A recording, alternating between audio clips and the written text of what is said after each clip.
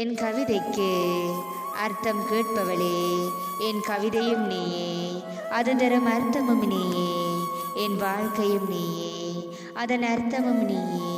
உன்னோடு விரல் கோர்த்து நடந்த வழிகளை என்று பார்க்கும்போது விழிகள் அனைத்தும் வரிகளாக தெரிகின்றது. உன்னை வெறுப்பவர்களை நினைத்து ஒருபோதும் கவலை கொள்ளாதே.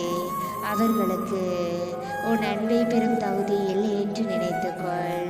மிகவும் பிடித்த பொருளொன்று தொலைந்து மீண்டும் கைகளில் கிடைத்தது போல் மனம் மகிழ்வில் உன்னை காணாமல் இருந்து கண்கள் கண்டது.